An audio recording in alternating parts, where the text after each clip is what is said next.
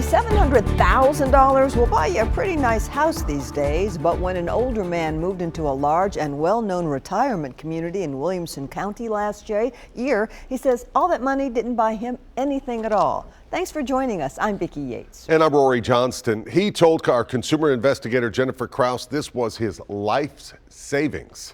She's been looking into this. So what happened to all this money? Well, you know, not long after he moved in, he decided to move out and then had to go to court, actually, to get his money back.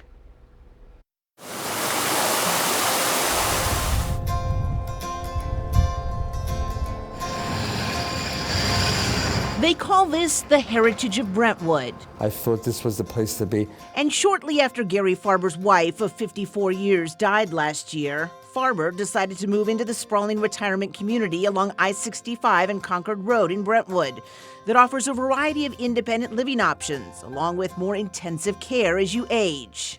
Its website talks of a beautiful senior living community where there are trails, water aerobics, a putting green, and musical performances in the auditorium. Online, it looked like utopia.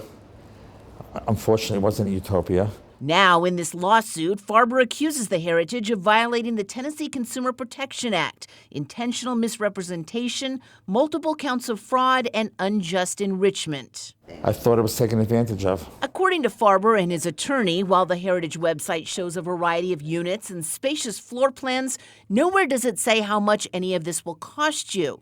It's not, Farber and his attorney contend, until you share all your financial information, including the value of your home, how much you have in savings and retirement accounts, and how much you get from Social Security and pensions, that the Heritage determines how much you can afford and then reveals how much your so-called entrance payment will be. According to the AARP, there are some 2,000 continuing care retirement communities like the Heritage across the country that offer a variety of different living options for people as they age. Most do charge an entrance fee that can run into the hundreds of thousands of dollars. But that money doesn't actually buy you a home here. Instead, it simply allows you to move in. But Farber says no one from Heritage ever explained that to him. I thought I was purchasing an apartment. I thought it was like a condo or a co-op. His entrance payment was just over $698,000. Why did you think you were buying your apartment? Because they said it was a closing. They said it was a sale. They were using real estate terms, and I thought I purchased something. Farber contends in this lawsuit that Heritage's unfair and deceptive misconduct gives potential residents the impression they are buying their next home. In fact, Farber has emails from Heritage employees discussing the price of his unit, how he could close within 90 days, and after the sale, they would send him a closing statement. As the language in the email that was sent to my client reasonably led him to reasonably conclude that he had engaged in a real estate transaction in which he was then the owner of property. Even the Heritage website talks about the benefits of making an entrance payment instead of renting a unit, because according to the site, it allows you to secure your equity. And where there are testimonials from residents, a woman identified as Kathy describes having a sense of home because you invest in your apartment or villa so you feel like more of a family than if you were just renting. You paid more than $600,000 for what? For nothing. I got nothing for it in return. I didn't own anything. I had no shares, no property. What Heritage says he got is the privilege of living at the Heritage.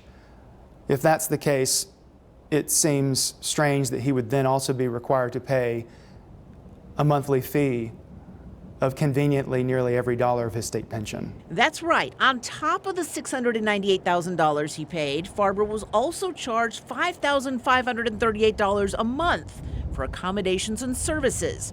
But he says he quickly discovered that some of the amenities, like the meal program, was not as advertised.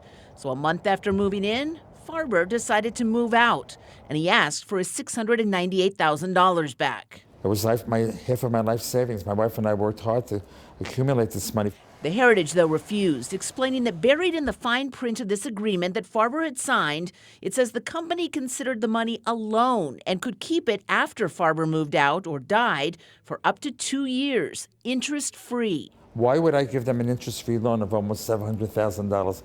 Attorneys for the Heritage argue that had Farber read the 27-page agreement, he would have known the interest residents get from loaning the money is the ability to continue to live at the development as they age and receive additional care.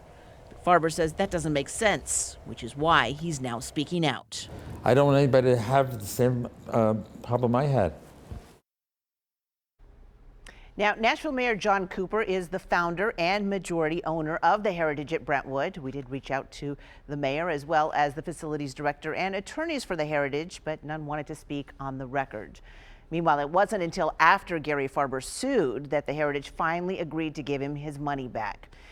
And an interesting note, the judge in the case recently wrote in a ruling that she had, quote, serious concerns about that residency agreement, the document that this is all laid out. But she said it was essentially out of her hands because this same residency agreement also requires residents who have concerns to take their issues to arbitration rather than a courtroom.